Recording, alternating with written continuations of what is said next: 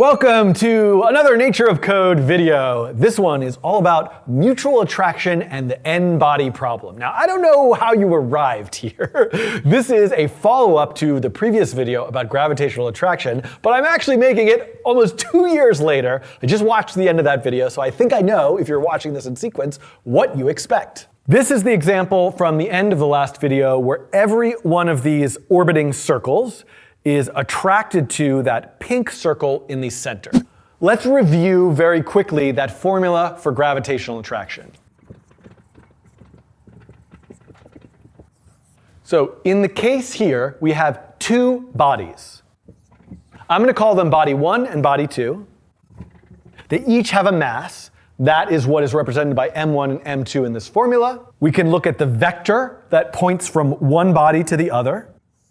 We can call that vector r. The magnitude of that vector squared is the distance between the two objects squared.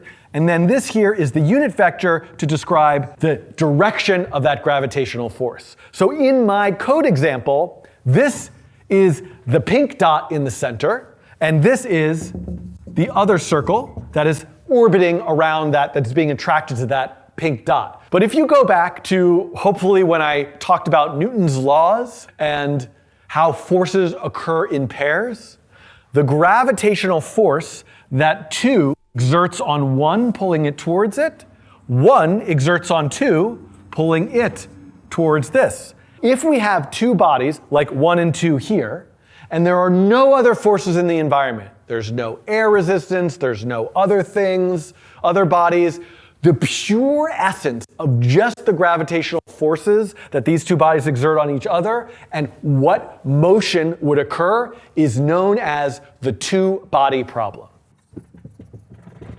One thing I'd like to mention, if you were about to go and do some research about the two-body problem, you would discover that it is a solved problem.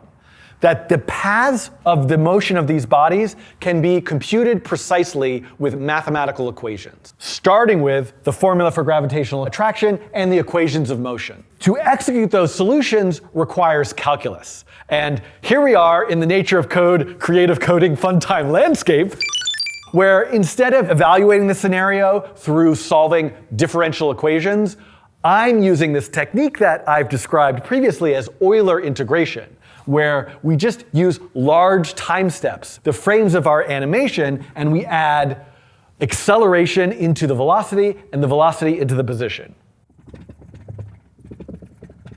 If we wanted to investigate some more sophisticated methods for performing this kind of integration, we could look at something called leapfrog integration. We could look at Verlet integration. We could look at Runge-Kutta integration. And I would love to hear from you if you try to execute a version of whatever I make in this video with one of these styles of integration. Does that improve or change the results that you get from whatever examples I make here? Please let me know in the comments. But for creating a sort of first pass at the two-body problem, then maybe moving to a three-body problem, and then to an n-body problem, I'm going to just stick with my simplistic method known as Euler integration. The other nice thing about what we're doing here is I'm foreshadowing some things that are to come later in the Nature of Code, in particular in the autonomous agents chapter, because one of the things I want to look at are scenarios like flocking simulations, where every agent moving around a system interacts with every other agent. That's what we are beginning to do here, but with gravitational attraction. But I think I've shown off my outdoor, it's not really outdoor, I'm like slightly inside this garage, whiteboard enough, and I could go over and start writing some code to step into at least the two-body problem. So in looking at this example, while if I wanted to do a two-body simulation, I could reduce it to just two separate variables, mover 1, mover 2. I would like to stick with the array because that's going to help me later. So what I'm going to do is just change the array to having just 2 elements in it. And I'm also going to get rid of this idea of an attractor, right? There is no distinction now in this example that I want to make between mover and attractor. I mean, that's not a real world distinction. That's an artificial thing that I created for this idea of attraction simulations and visualizations. So now I'm just going to completely get rid of this idea of an attractor. I'm also going to take out the reference to the attractor JavaScript file. Now, let me go back and get rid of this attractor. And now we have two bodies. Now, they are not exerting any force on each other whatsoever. They're just two bodies with an initial random velocity. I'm going to take the exact attract function I put in the attractor and move it over into the mover. So now the mover has a function by which it can attract another mover. Now, because I have only two mover objects, I can write the explicit functions for mover 1 to attract 2 and mover 2 to attract 1. Of course, they're actually 0 and 1 and 1 and 0 because I'm using an array, and arrays, the index values start at 0. So this is now mover 0 attracting mover 1, and you kind of saw that. So I think what I'd like to do is just give them very little starting velocity, and we can see every time I run this, mover 1 is attracted to mover 0. Now, I have mover 1 attracting mover 0. And you can see this little dance that they do with each other. So just to try to understand and see what's going on a bit more, let's add back some trails. And let's see if we can give these circles more precise locations and with specific initial velocities to see if there's any kind of more expected patterns that we might see. So now I have the movers start on opposite horizontal ends of the canvas. Let's see what happens if I start one mover maybe moving directly up and the other one start moving directly down. So I'm going to add 2 additional arguments to the constructor, which gives me the x and y components of the velocity vector. Well, I love this. They're moving quite slowly. So a couple things I could do is let's give them a higher initial velocity. And let's increase the strength of the gravitational force. And we get this nice, beautiful, sort of repeating circular dance. Now again, I'm not solving for the precise equations of motion. I'm not using the proper units of measurement that map to actual celestial bodies in terms of their distance and mass, the universal gravitational constant. But I do see this. It makes a lot of sense in terms of what we are seeing here. I almost don't want to keep going because I want to stop here and just play with the parameters and variables of the system ad infinitum. But let's add a third body. Now I mentioned that the 2-body problem is a solved problem. The 3-body problem is not a solved one. We could approximate the motion of 3 bodies using sophisticated methods of integration. Let's see how close we get just with my examples right here. I'm going to add a third body just in the center, and I'm going to give it no velocity just for the moment. It's not participating in this at all. Now what I need to do is I need to say, okay, 0 attracts 1, 0 attracts 2. 1 attracts 0 and 2, and 2 attracts 0 and 1. Amazingly, the body in the center is not moving because its attraction forces are perfectly balanced between those 2 particles on the outside. That's kind of unbelievable. That's really cool. Let's just push it slightly to the left. So this is not super sustainable. If I want to have 4 movers, 5 movers, I can't keep individually assigning which ones attract the other ones. But I can write a loop that handles this. Now I have a loop down here to update and show all the different movers. I want to keep the force calculations in a separate loop. But I need a nested one. This loop, now it's not behaving the same way, and I'll get to why in a second, but this nested loop is doing exactly what this says. Start with mover 0 and have it attract 1 and 2. Then go to mover 1, have it attract 0, 2. Then 2, 0, and 1. But there is a bit of a problem, because every mover attracting every other mover means that the mover will also attract itself, because it is another mover in the array. So one way that I could approach this is by just saying, as long as mover is not equal to other, and this is checking if two objects you can check if they're equal, meaning they're the same data in memory of the computer, that's the same object, then this should now be exactly what I had before, only it's not, because I have it twice. So I could delete this now, and we should now be seeing exactly the pattern of motion of these. There's probably a lot of things you could try doing in terms of how you visualize this. One idea would be to connect them with lines. So I'm no longer drawing the dots, only the lines. This doesn't look like much yet, but I have a feeling once the three start to move a bit more chaotically in relation to each other, we'll see what we get here. Curious just what happens if I do 4 movers and kind of put them in like a bit of a diamond pattern. I don't know what I expected to get, but I'm quite pleased with these interesting results, and I think there's a lot for you to sort of try and continue playing with. Just out of curiosity, let me go back to making them random.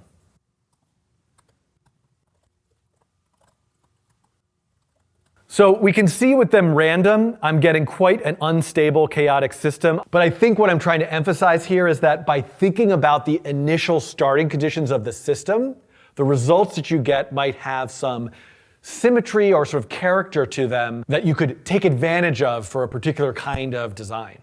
And there it's off and running. Hi, sorry, I'm a few days in the future finishing up this video. I didn't get a chance to finish it before in the other outfit I was wearing, so excuse the awkward transition. But I'm gonna look at now what kind of initial positions and velocities could I give an array of mover objects in an n-body simulation. So let's dive right back in.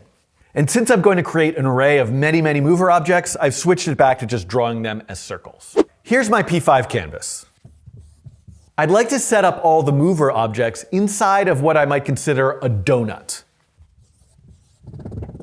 I want to place the mover objects anywhere inside of this shaded area. Now, ultimately, if you happen to skip ahead and watch a bunch of videos in chapter 3, you're going to learn all about polar coordinates and various trigonometric functions that could make doing this in a spiral pattern, and all sorts of fun possibilities happen for you. But right now, I'm going to make use of the P5 vector function random2D.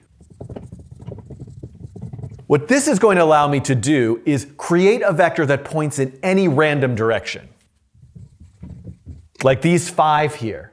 Then, maybe the inner circle here, if I said that was 100 pixels from the center, and the outer circle here was 150 pixels from the center, then I can set those random vectors' magnitude to a random length between 100 and 150. Offsetting from the center of the window, then I have mover objects that are placed randomly around here. Let's try just that first. So instead of setting the x, y as random numbers individually, let's create a random vector. Set the magnitude to between 100 and 150. And then I'm going to give the mover that pos x and pos y position to start. I want to comment out the update function just so I can see, oh, they all are there. Huh, that doesn't seem right. Oh, I forgot to offset it from the center. So I could adjust the x, y properties of the pos vector itself, but another way I could deal with this is just by adding translate into draw. So now I have 5 mover objects anywhere inside this donut. If I were to say 500, we can see clearly they're all starting just like I mapped out on the whiteboard. Let's see what happens if I let it just run. Explosive, total chaos. Blah. Let's consider one example mover. It just happens to be placed here with this vector mark noting its location. What if I gave it an initial velocity that is perpendicular to this vector? So no matter where it starts, its initial velocity is always sending it in the direction what would be essentially tangent to this circle. Now I'm starting to use a lot of terms like perpendicular, its angle is 90 degrees, its tangent. Again, follow into chapter 3 and all will be revealed. But I think right now, as a quick way of doing this, I can use the rotate function that's embedded in the P5 vector class itself. If I take this particular vector and call rotate and give it 90 degrees or pi divided by 2 radians, then I will have taken a vector that looks like this and turned it into a vector that looks like this. And again, not to be a broken record, if you're wondering about radians and pi, don't worry, the next video is going right into that. But stick with me here, this is going to get us something, I think.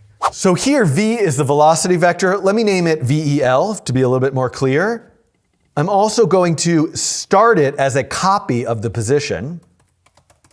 So now that position vector is copied into velocity before I've resized it. And then after I've resized position, I can take velocity and rotate it by pi divided by 2.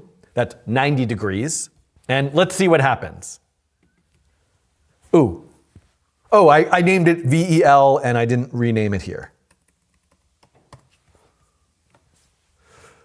Well, we've still got quite a jumbled mess of stuff going on. Let's take out the trails. I think the relative scale of the forces is too high. Just to get a handle on things, let me set all of the mass values to a constant. Let me lower the value of g quite a bit. And then let me also give them a higher starting speed. That was kind of cool. Let's make more of them. I'm going to lower that force of gravity even more. And this is what I was hoping to see, this almost undulating, spiraling, galaxy-like formation. Let's give myself more space. Spread those movers a little further out from the center. Give them an even higher initial velocity. Let's try 250. I'm quite enjoying this. And let's create a little bit more variation now in the mass and initial velocity. I wonder how many of these I can draw before it just runs too slow. Already at 350, you can see the frame rate is choppy. Now, why is the frame rate choppy? It is not because I am drawing 350 circles. You can see the animation is quite smooth if I comment out mover.attractOther. It is the fact that I have to check every mover against every other mover. This is an n squared problem. 350 times 350 is 122,500 computational cycles. Let's go back down to 200. And you can see that's probably about the limit that I can get just with the way that I've written the code. Now, there are many efficiencies that you could add to a system like this to be able to increase the number of mover objects that you can draw and the amount of forces that you could calculate.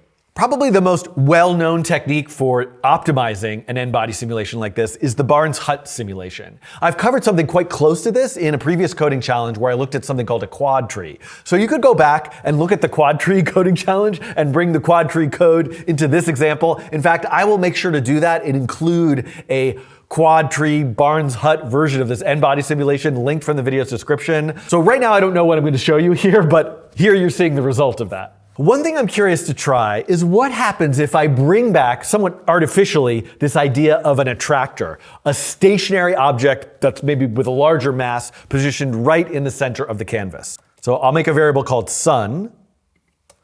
Sun will be a new mover at 0, 0 with a velocity of 0, 0 and a mass of 100.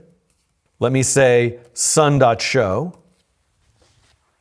There it is right there. But now I want the sun to attract every mover. hard for me to tell if something really different is going on here, but I do feel that the system itself is not kind of wandering off. But also you can see that the power of that object in the center is somewhat overwhelming. What if I gave it a really huge mass? And I don't even need to draw it. Just out of curiosity, if I lower the gravitational forces quite a bit, this is kind of interesting to see what I get. Let me go back and add some more trails. And here it is, my n-body sort of galaxy-like simulation thing. It's very hard to stop tweaking all the parameters, but I'm going to settle on this as kind of the example that I'm going to release. I reduced it just down to 10, and I constrained the ranges of masses and velocities to just create this stable system. A wonderful reference that I would encourage you to take a look at is the paper Classification of Symmetry Groups for Planar N-Body Choreographies by James Moltaldi and Katrina Steckles. In the paper, they demonstrate a set of initial conditions for n-body systems that create these symmetrical and stable choreographies. There's also a beautiful interactive demonstration of these choreographies that was created by Dan Grease that you can play around with. Figure 8, Super 8, I can change the speed, I can hide the trajectories. I could really do this all day. So my proposal to you, my exercise for the viewer, if you're interested, is take a look at that paper, take a look at this. What kinds of initial conditions can you create in the system that I've set up? And how might you visualize those simulations with color, with trails, with shapes? So many possibilities.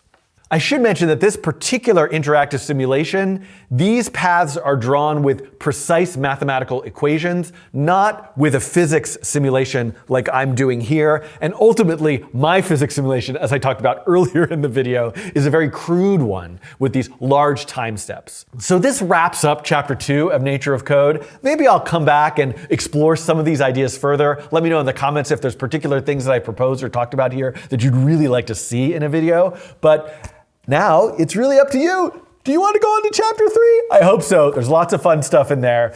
All sorts of things about angular motion, rotation, polar coordinates, pendulums, springs. Have fun with that, and I will see you next time on the Coding Train.